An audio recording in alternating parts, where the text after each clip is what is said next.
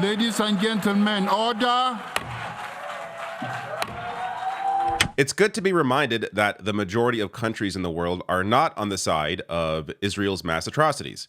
So, as Benjamin Netanyahu, the Israeli prime minister, was about to give his speech at the UN General Assembly, diplomats and representatives of countries all across the world walked out as he took the podium, clearly in protest of the mass atrocities that his country is committing, including over 41,000 deaths in Gaza, as well as 700 over the past week in Lebanon. And there's another strike that happened today right after the speech that I'm going to get to as well. I'm also going to get to a clip from a prime minister of another country that directly called out Netanyahu in his speech.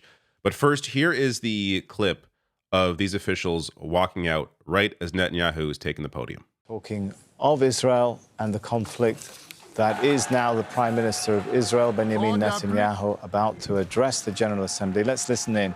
Ladies and gentlemen, order.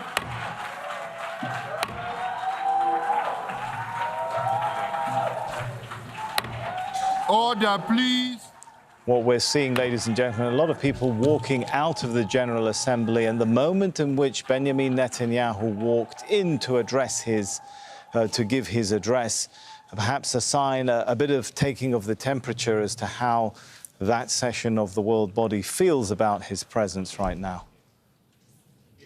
All right, so I'm going to get to a clip from Netanyahu's speech, which is important in the context of what happened shortly after his speech. But some more information and images from this walkout. So as Rami Ayari, who is a Al Jazeera journalist, writes here, the people you hear cheering the prime minister during the speech are in the gallery who he brought for that purpose. So as people are walking out here, I'll show you the image of the gallery. People walking out. You have here the people in the gallery that he brought with him cheering him on. So just to give you an idea of the, disproportion here between the General Assembly and the people in the gallery.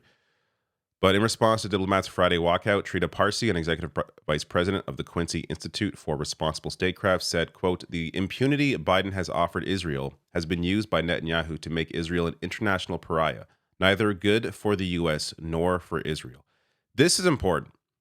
What Netanyahu is doing is not good for Israel either. The mass atrocities that the Israeli government are committing does not benefit either the people of Israel or the future of Israel as a state that is respected around the world. So, again, a reminder, Netanyahu is at least partially doing this to keep his own power. He has this alliance in place that includes the far right within the Knesset, the Israeli parliament, that is allowing him to keep power because of him committing these sorts of mass atrocities that they support.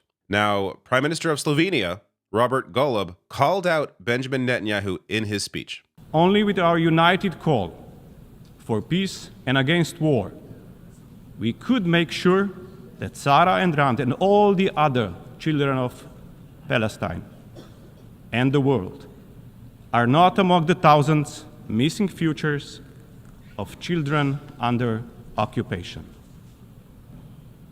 I want to say this out loud and clear to the Israeli government. Stop the bloodshed.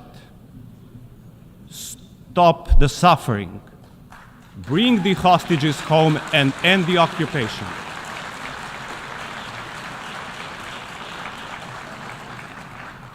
Mr. Netanyahu, stop this war now. It's good to be reminded, whether it is the walkout, whether it is speeches like this, the majority of countries around the world do not support mass atrocity, regardless of who is committing the mass atrocity. Here you have a Western ally, a U.S. ally, UK, Canadian ally, committing these mass atrocities, which is why they have been allowed to get away with as much as they have gotten away with so far. Not even, I should be clear, not even get away with it. Get funded and supplied weapons to commit these mass atrocities. That is why there is a greater focus on what is happening right now in Israel than, to be clear, I don't think it makes sense to compare conflicts around the world, considering as well that this is the worst thing happening around the world right now. But regardless, This is a situation where the US, the UK, Canada, and others have some actual leverage.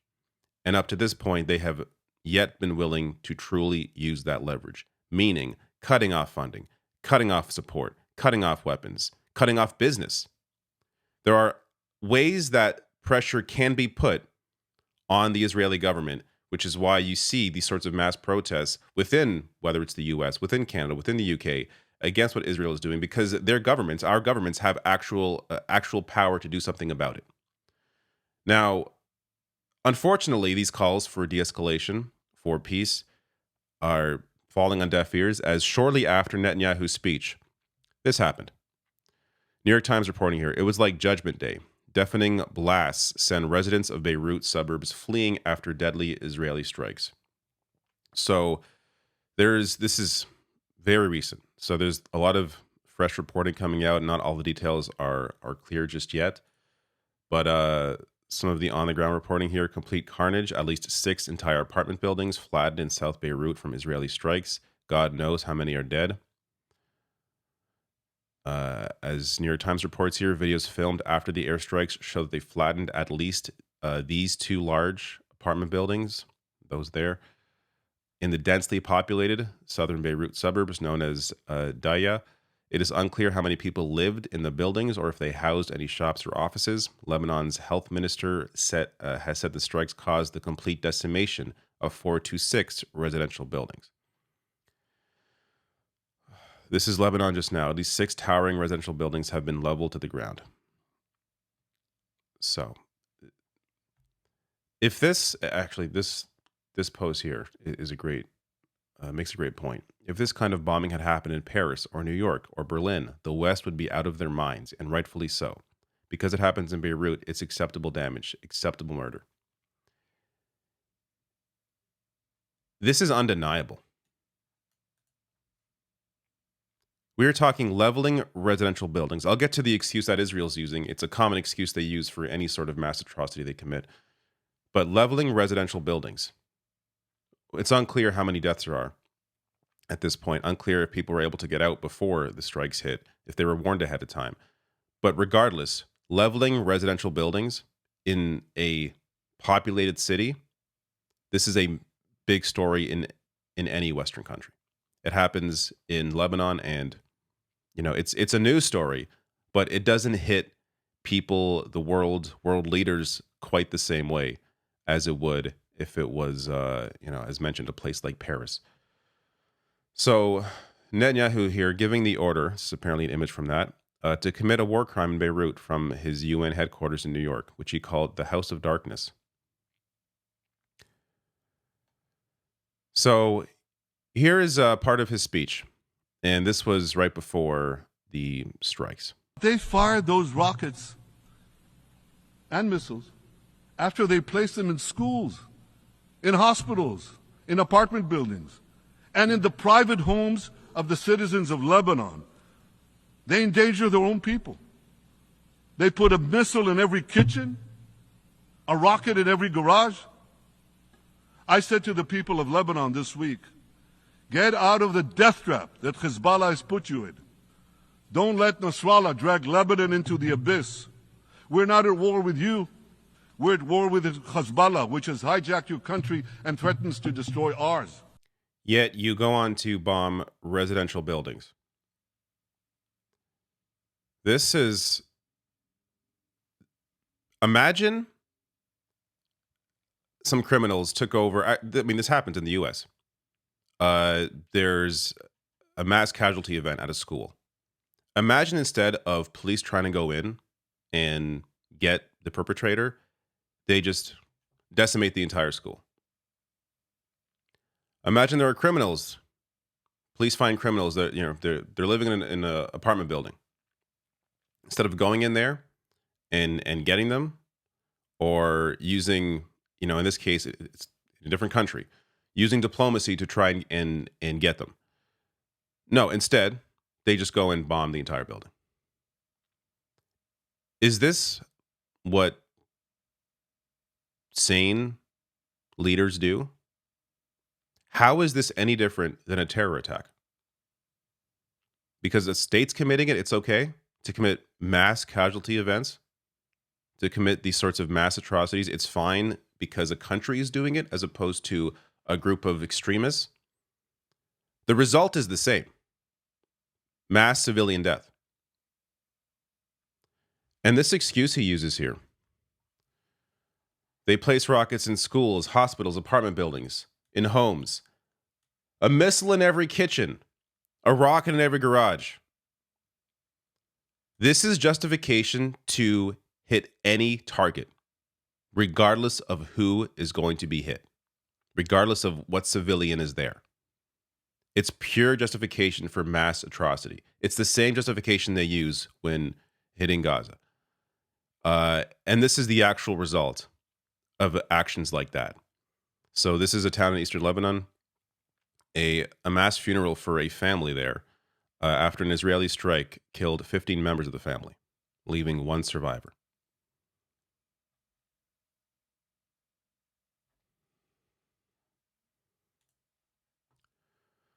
Barak Ravid of Axios writing here, IDF spokesman Rear Admiral Daniel Hagari said it was, quote, a precise strike on the central headquarters of Hezbollah, which was intentionally built under residential buildings in Beirut in order to use them as human shields. Where have we heard this before? This is the excuse Israel uses for every mass atrocity they've committed in Gaza. Oh, we had to. There were bad guys there. Their headquarters were right underneath that residential building where innocent people are living. So we had to strike the whole thing. Again, in what other context does this make any sense? And this is also this is a great point by Zedjelani here. So the excuse that they use here is that they intentionally build homes near the headquarters, or the headquarters is right there. They intentionally built under residential buildings. Well, the IDF HQ in Tel Aviv is walking distance to a hospital, markets, theaters, to residents, to innocent people in Israel as well. So is that justification for a retaliatory strike in a residential area? If you're going to attempt to use this justification, then your enemies will use that justification to commit their mass atrocities. It shows that this entire line of thinking is insane. You are committing mass atrocity over and over and over in your attempt to, in your mind, get the evil people. But you are becoming evil in the process. You are evil.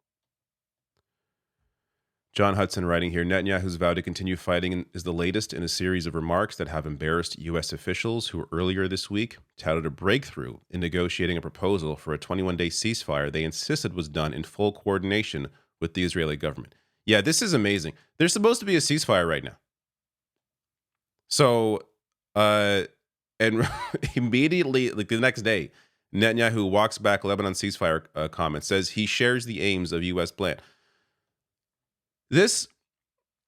John Kirby has been, if you don't know who John Kirby is, look him up. You'll recognize his face. This guy has been defending the Israeli government nonstop. This shows me he is both evil and maybe the dumbest person in America, because he was apparently surprised that Netanyahu didn't commit to the ceasefire. So the White House was livid and implied Netanyahu was lying. White House spokesman John Kirby said in a call with reporters that Biden administration would not have presented the 21-day ceasefire proposal if it didn't think the Israeli government was on board. Quote, I don't know why Netanyahu said what he said, and I don't know what his considerations were, whether they were political or operational. Ask him why he said that. This is the first time I have seen John Kirby be somewhat critical of Netanyahu. He has been nonstop defending him, and now he is apparently surprised to find that Netanyahu has no interest in a ceasefire, when clearly this entire time he's been doing what he's doing. And, you could argue for a variety of reasons. Netanyahu is not a good person. I'm sure he clearly has bad intentions, but also he wants to stay in power. And part of his ability, or the only way he can stay in power, is by feeding into that right-wing alliance that he has formed around him. Otherwise, he's going to be pushed aside and face repercussions for other issues that he was facing before October 7th. So this is for his ability or his attempt to keep power here. Tommy Vitor writing in response to Barik Ravid's Axios piece saying, this stuff is so exhausting. No, Netanyahu doesn't share the aims of U.S. policy in Lebanon or Gaza. He wants to bomb the shit out of both places, ignore all U.S. concerns about civilian casualties or regional escalation, and then demand more American weapons and money. So he's making a good point here. That a lot of the framing around these discussions are trying to treat both Netanyahu and the U.S. government with sort of a pure intention that they want to do the right thing. When no, Netanyahu clearly does not want to do the right thing. The U.S., at this point, I'm not sure how you can argue that they care about civilian life. You can't. They're supplying the funding. They're supplying the weapons. They're arguing, oh, but we need a ceasefire. We're going to get that ceasefire deal. But they have all the leverage to stop the bombings because it is their bombs, their weapons, their money that is being used. More billings were just approved for Israel in the past couple days. So you can't have all this leverage over Israel and be unwilling to use it while claiming that you care about mass casualty. It just doesn't, at this point, you can't fall for this bullshit. And the reporting around it should not be as kind as they've been to either Israel or the U.S. So the Nation here, Jeet here, has a piece out writing Anthony Blinken should resign, but he's not the only one. So it's a longer piece. I'll link to below the video, but it stems from the fact that Israel deliberately blocked humanitarian aid in Gaza and two government bodies, that was concluded by two government bodies, and Anthony Blinken rejected them. So despite the information coming internally, they have been unwilling to do what is necessary or to at least recognize the genocide that Israel is committing and do anything to stop it. So Anthony Blinken is one of course, many problems within the Biden administration. But he concludes writing here, Blinken's resignation would be welcome, but would achieve little. Positive change might come if Kamala Harris wins the election and replaces Biden's foreign policy team wholesale. But she would also need to reject the delusional commitment to a Saudi-Israeli alliance. That is the root problem. There has to be a complete shift here. And it's worth pointing out, Tommy Vitor, he worked for Obama. The Obama administration was a lot more critical of Israel. I wouldn't say to the degree that they needed to be, but compared to where Biden is, Biden, compared to Obama, at least on Israel, looks like a far right-winger. I mean, it's hard to discern the differences here between Biden's position on Israel and Republicans, except for the fact that Trump is now using Palestinian as a slur and wants to give the entire West Bank to Israel. So it's, to be clear, there are differences. Trump is much worse, but it's only because the entire window has moved far right to the point where even though Biden is supporting this genocidal government, he is still somehow to the left of where Trump is. That said, there has to be a complete shift if Kamala Harris were to take the White House. You cannot keep people like Anthony Blinken and the rest of the foreign policy team in place when this has clearly been a disaster.